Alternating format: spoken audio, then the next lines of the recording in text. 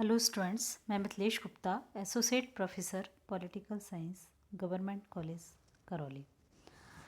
आज हम कौटिल्य के विचारों के अंतर्गत उनकी अंतर्राष्ट्रीय नीति या परराष्ट्र नीति संबंधी विचारों का अध्ययन करेंगे। और परराष्ट्र नीति के संदर्भ में आज हम षाडगुण नीति और उपाय का प्रमुख रूप से विवेचना करेंगे। यहाँ हम देखते हैं कि अंतर्राष्ट्रीय संबंधों के संदर्भ में कौटिल्य ने अत्यंत महत्वपूर्ण विचारों का प्रतिपादन किया है। उन्होंने जो है परराष्ट्र संबंधों के संदर्भ में राजदूत, गुप्तचर व्यवस्था, मंडल सिद्धांत, उपाय, षाडगुण नीति ऐसे अनेक विचारों का प्रतिपादन किया है। तो आज हम किसका अध्ययन करेंगे? षाडगुण नीति और उपायों का। तो पहला ले रहे हैं हम षाडगुण नीति, जो कि कौटिल्य ने अर्थशास्त्र में प्रतिपादित की है। यहाँ देखते हैं कि अंतर्राष्ट्रीय एक राष्ट्र जो होता है अन्य राष्ट्रों से संबंध स्थापित करता है। उसके मित्रता के, शत्रुता के या तटस्थता के किसी भी प्रकार के संबंध हो सकते हैं।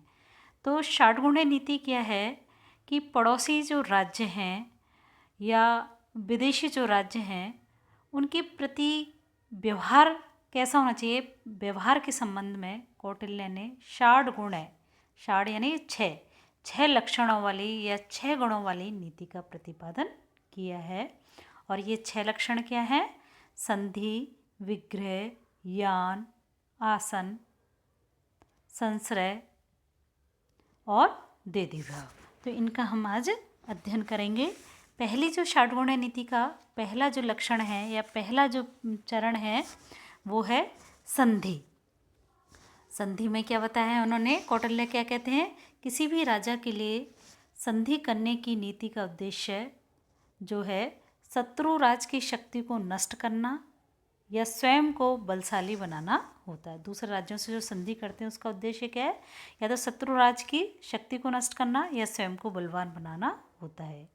उसके अनुसार शत्रु से भी उसी समय संधि कर लेनी चाहिए जबकि शत्रु पर विजय प्राप्त नहीं की जा सकती हो और स्वयं को सबल तथा शत्रु को निर्बल करने के लिए कुछ समय प्राप्त करना आवश्यक हो तो जो है संधि कर लेनी चाहिए। यहाँ संधि के भी देखते हैं उन्होंने अनेक प्रकार बताए हैं। समान संधि, असमान संधि, इस तरह के उन्होंने प्रकार बताए हैं। दूसरा जो है षाडगुण नीति में दूसरा लक्षण जो बताया है वो है विग्रह। विग्रह का अर्थ क्या होता है? युद्ध।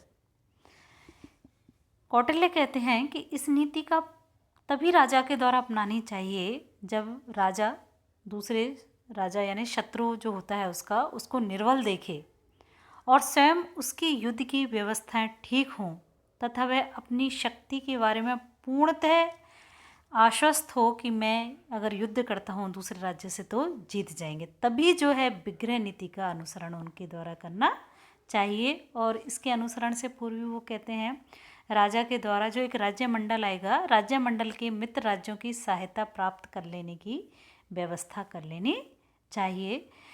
तो इस तरह से कहते हैं। दूसरा उपाय क्या बताया है? विग्रह बताया उन्होंने युद्ध कि विग्रह नीति अपनाते हुए शत्रु के ऊपर आक्रमण करके राज्य की भूमि के भागों को तुरंत अपने अधीन कर लिया जाना चाहिए। तो दूसरा लक्षण है विग्रह, यानी कि शत्रु का अपकार करना ही विग्रह कहलाता है। तीसरा है लक्षण यान। यान का अर्थ होता है वास्तविक आक्रमण। इस नीति को राजा के द्वारा तभी अपनाया जाना चाहिए जबकि राजा अपनी स्थिति को मजबूत देखे और उसे ऐसा प्रतीत हो कि आक्रमण के मार्ग को अपनाए बिना शत्रु को वश में करना संभव ही नहीं हो। और विग्रह यान में जो भेद है बहुत कम है। यान जो है वो विग्रह के आगे की स्थिति है। तो इस तरह से दूसरा जो लक्षण बताया है, तीसरा जो बताया है यान। आगे है चौथा जो लक्षण है वो है आसन। यहाँ पर ये देखते हैं यान में क्या है कि षाडगुण के अंतर यान की संख्या दी। कौटिल्य ने चढ़ाई करने को, जो वास्तविक आक्रमण करने जाते हैं उसको ही यान बताया है, मतलब क्लियर नहीं किया है। दोनों में जो विग्रह और आसन में जो है भेद बहुत कम किया है। चौथा जो लक्षण है षाडगुण नीति का वो है आसन। जब विजिगीषु और शत्रु, जो विजिगीषु राजा किसका है? विजय की इच्छा रखने वाला। तो जब विजय की इच्छा रखने वाला राज्य और शत्रु राजा जब समान रूप से शक्तिशाली हों तो राजा के द्वारा आसन अर्थात तटस्थता की नीति अपनाई जानी चाहिए। आसन की नीति अपनाते हुए राजा को क्या है? शक्ति अर्जन करने का प्रयास करना चाहिए। यहाँ देखते हैं आसन क्या होता है? वस्तु स्थिति क्या है? जब दोनों शत्रु पूर्णतः जब समान होते हैं तो उनको क्या होना चाहिए? अगर युद्ध होता है तो क्या होगा? हार और जीत में संशय बना रहेगा। तो ऐसी स्थिति में क्या है? उनको प्रतीक्षा करनी चाहिए। और इस स्थिति में जो दोनों ही पक्ष हैं उनको वो आक्रमण नहीं चाहते हैं तो आत्मरक्षा हेतु उन्हें पूर्णतः तैयार रहते हैं। इस स्थिति में उनको क्या है? थोड़े से इंतज़ार करना चाहिए, आसन की स्थिति अपनानी चाहिए, या हम कहेंगे युद्ध की प्रतीक्षा में शांत बैठे रहना ही क्या कहलाता है? आसन कहलाता है। तो पांचवा जो है षाडगुण नीति का पांचवा जो लक्षण है वो है संश्रय। संश्रय का अर्थ होता है आश्रय लेना।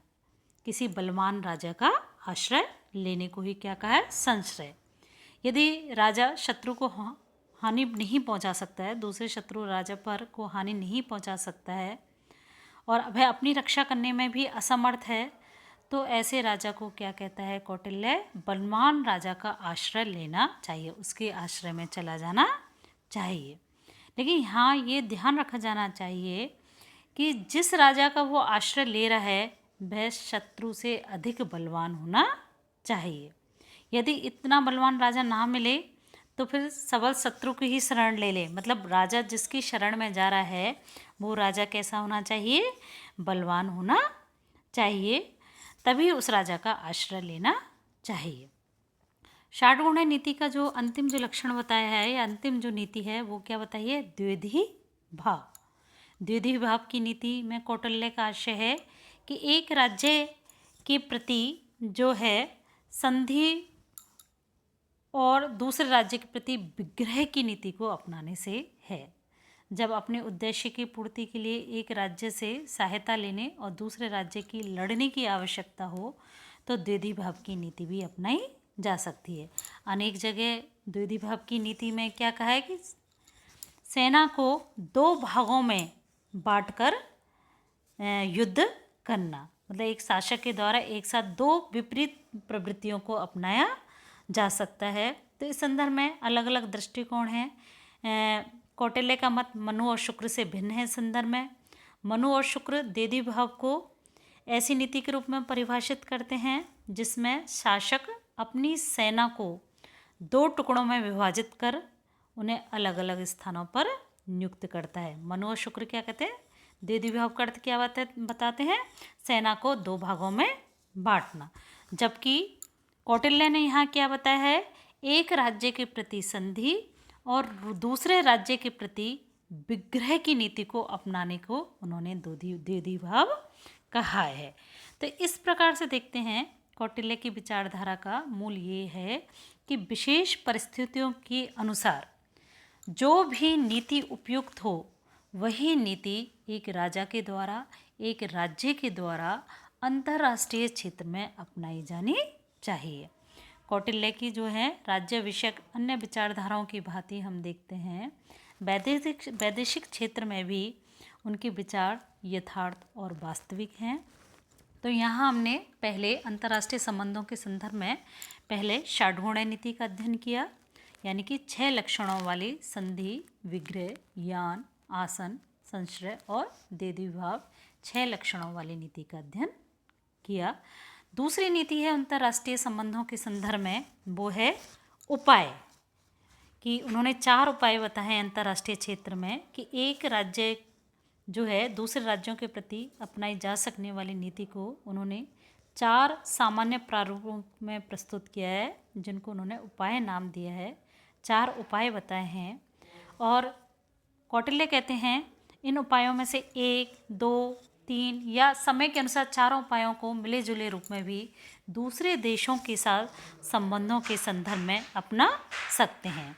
इनमें पहला उपाय क्या है? साम। साम का अर्थ है कौटिल्य ने सम्मान या सद्वचनों के प्रयोग द्वारा दूसरे पक्ष को अपने अनुकूल करने के उपाय को साम की संज्ञा दी है।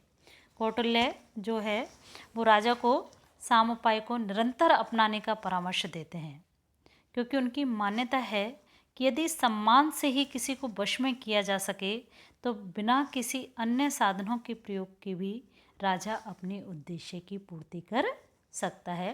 तो पहला महत्वपूर्ण उपाय क्या बताया उन्होंने? साम। साम का अर्थ क्या बताया है? सम्मान या सद्वचनों के प्रयोग से भी हम किसी दूसरे राज्य को अपना बना सकते हैं, अपनी समस्याओं का सामना कर सकते हैं, अपने अनुसार जो है दूसरे राज्य से अपनी बातों को मनवा सकते हैं। तो पहला प्रमुख उपाय क्या बताया है? साम। दूसरा जो उपाय बताया है उन्होंने, दाम। दूसरा क्या उपाय बताया है? दाम। दाम का अर्थ होता है धन देना, दूसरे राज्य को धन देना, ऋण या कर आदि से मुक्त कर देना। धन दे सकते हैं, ऋण या कर आदि से मुक्त कर सकते हैं, या किसी एक विशेष कार्य में कार्यों से जो प्राप्त संपूर्ण फल को दे देना दान कहलाता है। इस तरह से देखते हैं धन आदि के द्वारा भी अपना कार्य किया जा सकता है, अपना हित साधा जा सकता है। तीसरा जो उपाय बताया आज देखते हैं, वर्तमान परिस्थितियों में भी जो है अंतर्राष्ट्रीय संबंधों के क्षेत्र में आर्थिक संसाधनों का दाम का अत्यधिक महत्वपूर्ण वो हो गया है, महत्वपूर्ण साधन के रूप में अपनाया जाता है।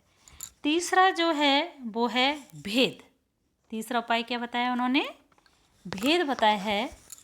भेद का अर्थ है यहाँ बताया उन्होंने शत्रु के हृदय में शंका पैदा कर देना ही कौटिल्य के अनुसार भेद है। क्या बताया है? शत्रु के हृदय में शंका पैदा करना।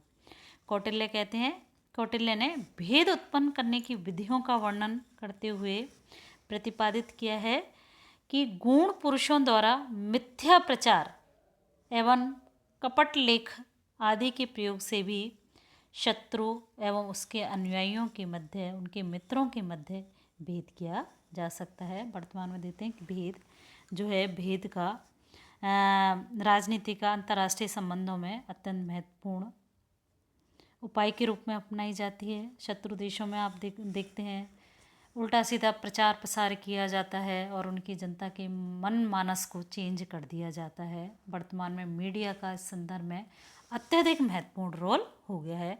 तो कौटिल्य ने शताब्दियों पूर्व भी जो भेद को एक प्रमुख साधन के रूप में, अंतर्राष्ट्रीय संबंधों के क्षेत्र में प्रमुख साधन के रूप में जो है बताया। चौथा जो प्रमुख वो है उपाय वो है दंड। चौथा उपाय क्या होता है? साम, दाम, दंड। इन साम, दाम और भेद, इनसे भी अगर हमारा कार्य नहीं सकता है, अंतर्राष्ट्रीय क्षेत्र में हमारा हितों की पूर्ति नहीं होती है, तो चौथा उपाय उन्होंने बताया है दंड।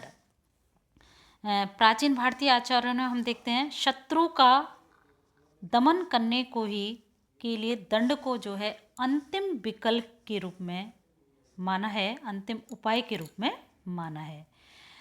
यहाँ देखते हैं कौटिल्य ने दंड को परिभाषित करते हुए कहा है शत्रु को मार देना और उसको पीड़ा पहुँचाना या उसके धन का अपहरण करना दंड कहलाता है। दंड का क्या बताया उन्होंने? शत्रु को मार देना, उसको पीड़ा पहुंचाना और उसके धन का अपहरण करने को उन्होंने दंड किया है। तो इस तरह से देखते हैं कौटिल्य के ने जो उपाय बताए हैं उनको संयुक्त रूप से अथवा पृथक पृथक करके उद्देश्य के अनुकूल उनको प्रयोग किया जा सकता है। तो इस तरह से देखते हैं कि अंतर्राष्ट्रीय क्षेत्र में उपायों में से एक ही उपाय द्वारा जो कार्य सिद्धि नहीं होती है, 2 उपायों से भी हो सकती है, 3 से भी हो सकता है। इस तरह अंतर्राष्ट्रीय क्षेत्र में उन्होंने 4 उपाय बताए हैं, साम, दाम, दंड और भेद। तो इस तरह से आज हमने किसका अध्ययन किया? षाड्गुण है कौटिल्य के विचारों के अंतर्गत अंतर्राष्ट्रीय क्षेत्र में षाड्गुण नीति और उपाय का अध्ययन किया। आज के लिए इतना ही काफ़ी है। धन्यवाद।